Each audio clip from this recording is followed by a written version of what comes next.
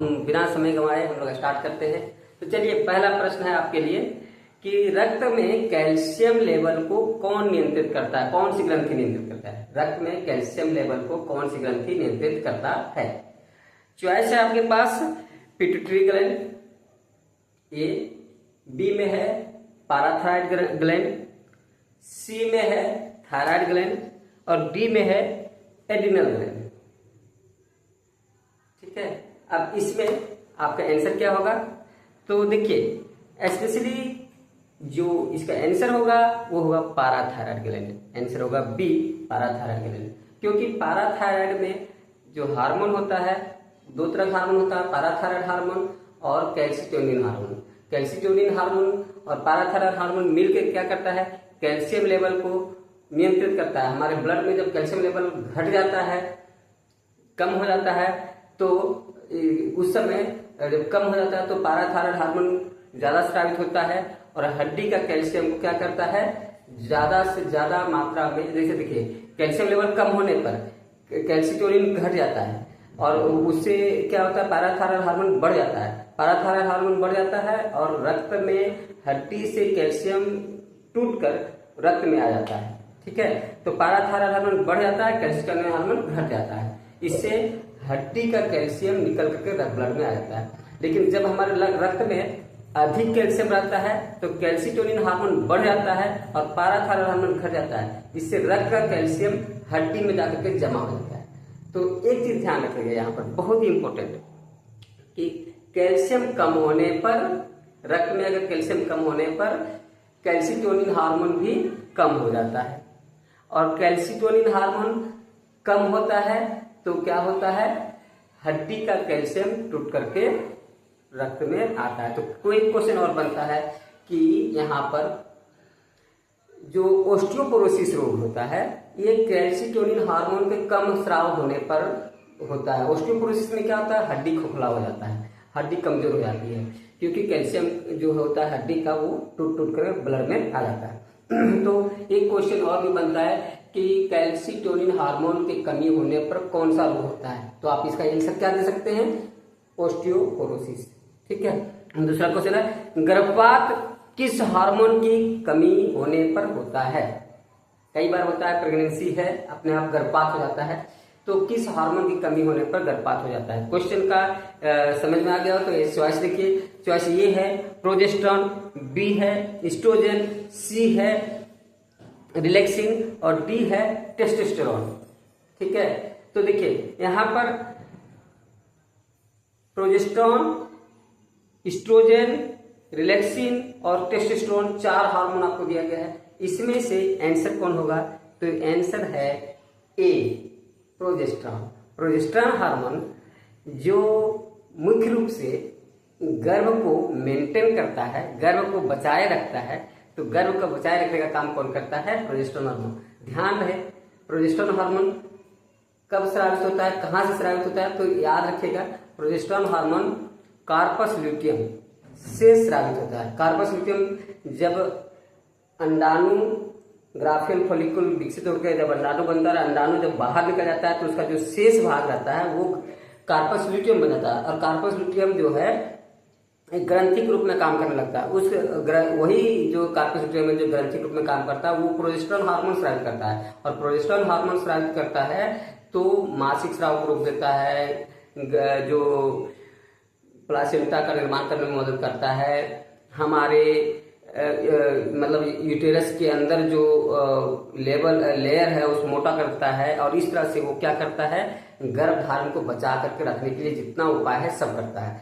अगर ये हार्मोन कम हो जाए, प्रोजेस्टेरॉन हार्मोन कम हो जाए, तो ये सारे जो गर्भ को मेंटेन करने के उपाय हैं वो कम होने लगेंगे, नहीं रहेंगे और फिर से मासिक स्राव होने लगेगा, यानी गर्भ नहीं कंट्रोल हो पाएगा, गर्भ जो है गिर जाएगा, जिसको हम लोग गर्भपात करते हैं, अबॉर्शन करते हैं। तो ये कई बार हो जाता है, अपने आप कंट्रोल नहीं हो पाता, गर्भ गिर जाता है। ध्यान रखिएगा कि प्रोजेस्टेरॉन हार्मोन की कमी होने से गर्भपात होने की संभावना अत्यधिक रहती है। ठीक है, क्लियर। अगला क्वेश्चन है, थायरोक्सिन हार्मोन में मुख्य रूप से कौन कौन सा हार्मोन पाया जाता है? थायरोक्सिन हार्मोन में मुख्य रूप से क्या क्या पाया जाता है? ठीक है, तो ये है T3, जिसको ट्राइआइडोथायरोनिन भी कहते हैं। T3 ट्राइआइडोथायोनिन, B T4 या टेट्रा आइडोथायोनिन कहते हैं, C है आयोडीन और D है कैल्सिटोनिन। ठीक है, तो यहाँ पर देखिए कैल्सिटोनिन जो डी चॉइस है वो तो हम बताएं कहाँ से होता है, पैराथायराइड हार्मोन से होता है, पैराथायराइड ग्लैंड में होता है। तो पैराथायराइड ग्लैंड में होता है तो ये तो आंसर होगा नहीं। अच्छा, अब है कि T3 और T4 और आयोडीन।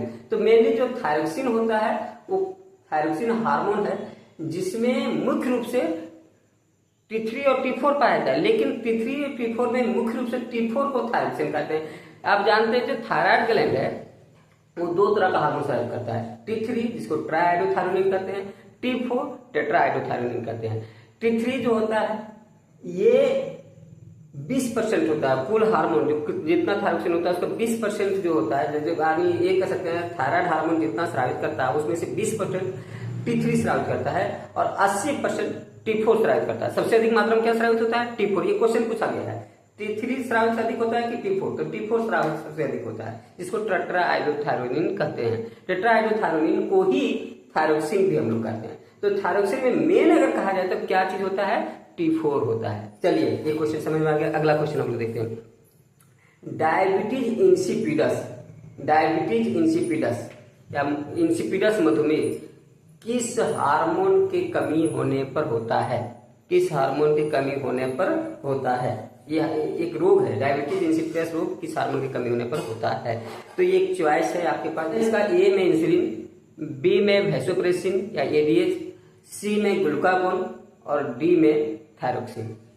तो देखिए इसका आंसर क्या होगा, इसका आंसर होगा वैसोप्रेसिन या एडीएच।